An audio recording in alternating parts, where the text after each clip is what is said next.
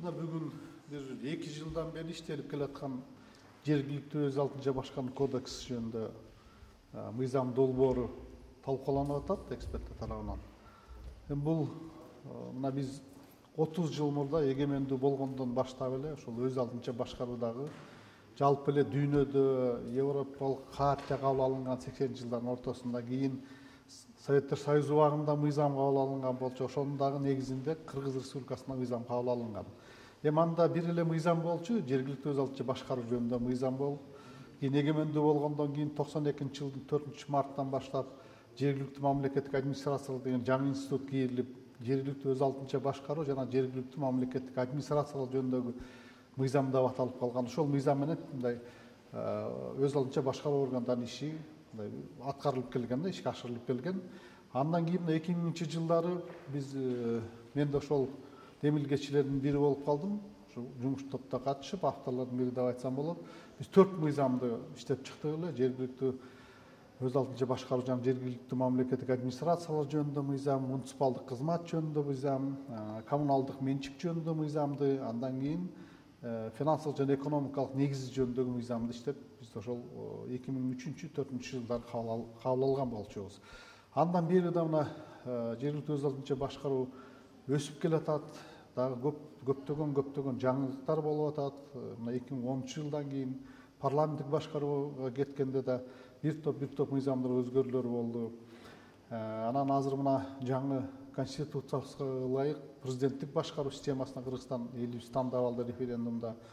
Мына ошолордун негизинде жергиликтүү өз алдынча башкаруу деген кайсы жерде бар? Бул бүт кайсы жерде калктуу элдик пункттар бар, же болбосо айыл шаарларда жергиликтүү өз алдынча башкаруу органдары бар да. Мына алардын да иштешинде дагы ар түрлүү көптөгөн мыйзамдар болуп, мындай баарын тең, мисалы үчүн ошол муниципалдык кызматкерлер же жергиликтүү өз алдынча башкаруу органында иштеген кызматкерлер да толук мындай биле бербей, тияктан бияктан издебеш үчүн ошол бир кодексте баарын камтып кетсек, алардын иштешине дагы ыңгайлуу бир шарт болот эле деген ой менен ушул максатта бул кодекстин долбоору бүгүнкү күндө иштелип жатат деп айтат элем.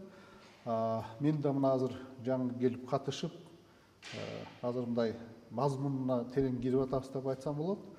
Анан эми азыр бул долбоор мындан ары да иштелет. Мен айтат элем, бул акыркы тегерек столчу талкуу эмес, мындан ары да көп талкуулар болот. Анан өзүнүн белгиленген тартиби бар. Ошол белгиленген тартипте өкмөт тарабынанбы, же болбосо депутаттар тарабынан, же президент тарабынан бул кодекс дагы коомдук талкууга да чыгарылып, кийин анан демилгечилер аркылуу кирилет болуш керек. Негизгиси бүгүнкү күндө мына жеринде эл менен күнүмдүк катнашта болуп, өз ара аракетте болуп иштеше турган ким? Бул жергиликтүү өз алдынча башкаруу органдары да. Элде да кандай бир көйгөй болот, маселе болсо дагы биринчи келгенде ошол айылдык бийликке келет деп айтат элем. Бул айыл өкмөтү, айыл өкмөт башчысына, жооптуу катчысына, шаарларда болсо мэрияга келишет. Анан кийинки аймактык административдик бирдик, бул райондук деңгээлдеги структураларга келет. Анан негизгиси ошо өз алдынча башкаруу органдарына келет. Жериндеги негизги маселелер, ошол эле айылдын ичиндеги жолдор, жарык берүү, тазалоо, жашылдандыруу, көрктөндүрүү, таштандылардан тазалоо, мына ошого окшогон күнүмдүк жергиликтүү маанидеги иштерди жергиликтүү өз алдынча башкаруу органдары чечиш керек деп айтат элем да. Жеринде иш алып барыш керек.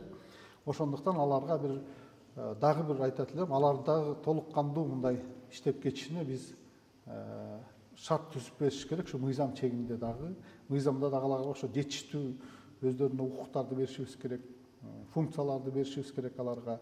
Ошо жергиликтүү маанидеги маселелерди чечүү боюнча. Себеби кандай гана мамлекеттик орган болобу, жергиликтүү өз алдынча башкаруу орган болобу, негизги түздөн-түз негизги милдеттердин бири болуп, бул элге сапаттуу кызмат көрсөтүү болот да. Жөнөкөй эле эмес, сапаттуу кызмат көрсөтүү, элге мындай ыңгайлуу кызмат көрсөтүү. Келип алып туруп бир кандайдыр бир кагаз же тастыктама алыш үчүн же справка алыш үчүн бир жумалап 5 күн деп жүрбөй, келдиби 5-10 мүнөттүн ичинде алып кете тургандай деп мисал үчүн айтайын да. Ушундай бир кызмат көрсөтүү алардын милдети деп айтат элем. Элге да ошондой шарт түзүлүш керек, алардан оңой, жеңил кызмат алганга. Азыркы жаңы технологиялардын кылымында жашап атабыз. Аны менен электрондук кызматтарды алуунун дагы ушул жерине муниципалитеттерге жетет деген оюбуз бар.